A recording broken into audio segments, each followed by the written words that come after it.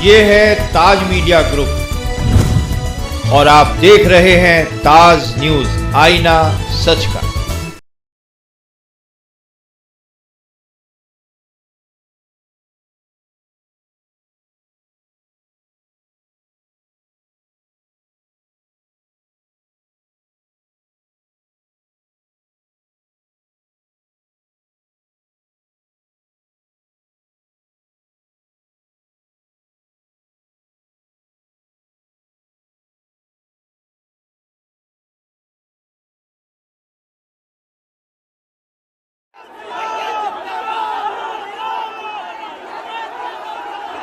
Brother, यहाँ पे हमारा माइक खराब हो गया और पब्लिक मीटिंग करना मुश्किल है। जी बिल्कुल ठीक बात है। तो मैंने सोचा कि हम थोड़ा यूपी के बारे में बातचीत कर लें और आप अपना पर्सपेक्टिव हमें बताइए, हम आपको अपना पर्सपेक्टिव बताते हैं, थोड़ी डिस्कशन करते हैं। और ठीक बात है। मैं समझता हूँ कि जब माइक खराब हो गया हम दोनों बात करेंगे, वो रिकॉर्ड होकर के जाएगी तो लोग बेहतर और अच्छा समझेंगे और अच्छा रिजल्ट आएगा। और क्योंकि सोशल मीडिया से वेल कनेक्टेड है तो सब लोगों को जानकारी मिल जाएगी कि हम और आप क्या बोल रहे हैं। यूपी जो 80 सीटें दे रहा है, इसमें 79 सीटें समाजवादी पार्टी, कांग्रेस, इंडिया गठबंधन जीत रहा है। एक जो क्यूटो है उसमें हम और आप लड़ाई में हैं। और इस बार क्यूटो नाम कैसे जापान वाला ही है? ये क्यूटो क्योंकि जो प्रधान सांसद हैं उन्हें सपना दिखाया था काशी के लोगों को कि दुनिया की सबसे बेहतर सिटी बनेगी क्यूटो। तो क्यूटो बनी नहीं बनी काशी के लोग ये तय करेंगे और फिर वोट डालेंगे। तो इस बार मन मर्जी नहीं चलनी है, मन की बात नहीं चलेगी, हमारे आपकी बात और 140 करोड़ लोगों की बात और संविधान की बात होगी। और आपने देखा, हम सब ने देखा कि यूपी को नरेंद्र मोदी जी ने बेरोजगारी का सेंटर बना दिया और इतनी बेरोजगारी की है। ये जितने बच्चे दिखाई दे रहे हैं ये वो लोग हैं दिखाओ जो अग्निवीर या पेपर लीक जिसकी वजह से उन्हें नौकरी नहीं मिली है और ये सब रोजगार नौकरी चाहते हैं। बीजेपी ने जो झूठे सपने दिखाए थे इन्वेस्टमेंट मीट के, जो झूठा सपना दिखाया था डिफेंस एक्सपो का, जो सपने बेचे थे G20 में, लेकिन इन नौजवानों को न नौकरी मिली न रोजगार मिला, आज ये खाली हाथ हैं। तो इसलिए हमें और आप मिलजुल के जो आपने कहा, जो इंडिया गठबंधन कह रहा है कि 30 लाख बच्चों को नौकरी दी जाएगी, उस दिशा में हम लोग काम करेंगे। और पहली नौकरी पक्की स्कीम जिसके माध्यम से हर ग्रेजुएट को नौकरी का अधिकार, बेहतरीन ट्रेनिंग और बैंक अकाउंट में 1 लाख रुपए साल के। आपने नोट किया कि मोदी जी खटाखट बोलने शुरू कर दिए। ये आपके खटाखट के बाद वो रटारट खटाखट कर रहे हैं। अच्छा, आप एक बात बताइए, मुझे क्यूरियोसिटी है, थोड़ा आप अपने पापा के बारे में मुझे बताइए जी।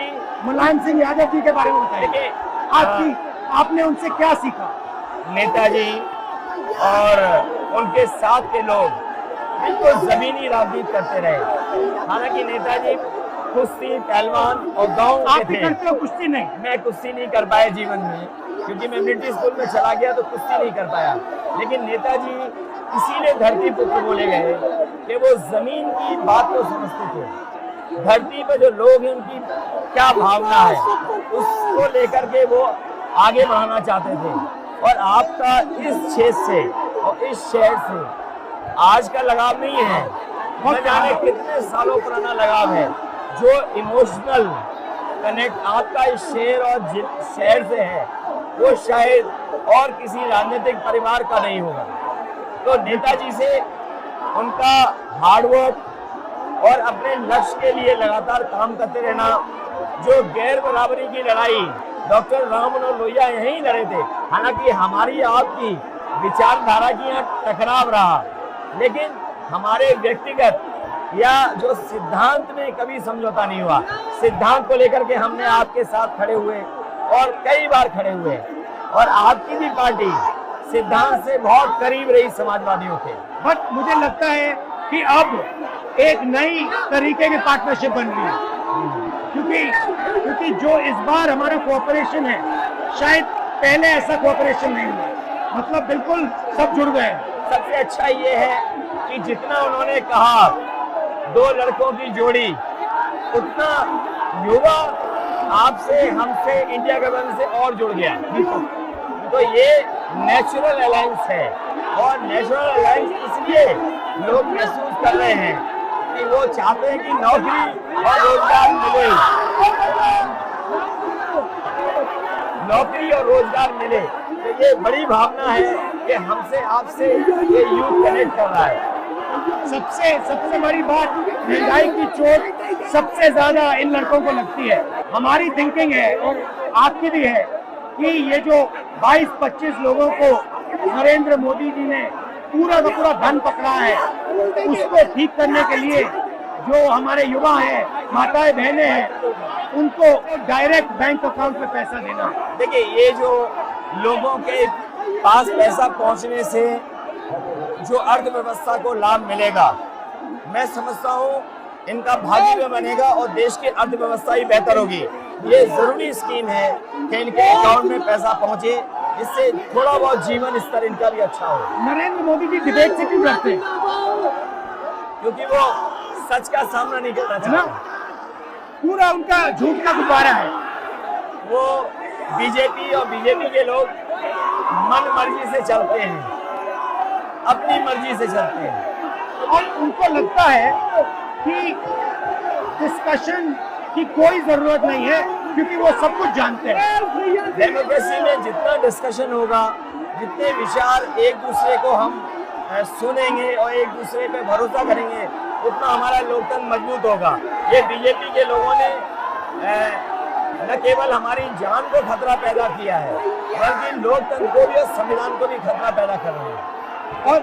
और इसका नतीजा दिख रहा है कि चाइना हमारी जमीन के अंदर आ गया, ये बेरोजगारी बढ़ती जा रही है, जो प्रोडक्शन होता है वो नहीं हो रहा है, और पूरा का पूरा एक्सटॉर्शन, ईडी, सीबीआई, ये लोग मतलब एक्सटॉर्ट कर रहे हैं। कई बार सुनने को मिल रहा है और सरकार स्वीकार नहीं कर रही है, लद्दाख की हमारी सीमाएं सुरक्षित हो गई, और अरुणाचल के आसपास या सीमा जो चीन से छू रही है वो बहुत असुरक्षित है। तो चीन से जहां हमारा सीमाओं का खतरा है, वहीं चीन से हमारे बाजार को भी खतरा है। तो कहीं ना कहीं हम लोगों को अपनी मैन्युफैक्चरिंग इकोनॉमी और मैन्युफैक्चरिंग इकोनॉमी को बढ़ावा देना पड़ेगा। और ये जो स्कीम्स है, पहली नौकरी पक्की और महालक्ष्मी, ये मैन्युफैक्चरिंग सिस्टम को, इकोनॉमिक सिस्टम को जंप स्टार्ट करने के तरीके हैं। ये बहुत अच्छा जंप स्टार्ट होगा। इसको अगर फोकस होकर के आईआईटी, पॉलिटेक्निक, इंजीनियरिंग कॉलेजेस को, इन सबको इकोसिस्टम में ला करके, मैं समझता हूँ युवा नौजवानों को अच्छी नौकरी और रोजगार मिल पाएगा। और हमारा लक्ष्य है कि सब, हर जात को भागीदारी मिले, स्पेस मिले, हर इंस्टीट्यूशन में, बिजनेस में, एजुकेशन के सिस्टम में।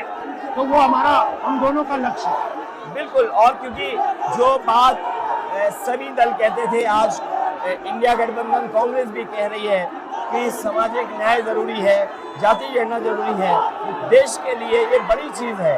जो दुनिया में अमेरिका है, यूरोप है, अपने उन लोगों के लिए जो पीछे छूट जाते हैं, उनके लिए कुछ काम करते हैं।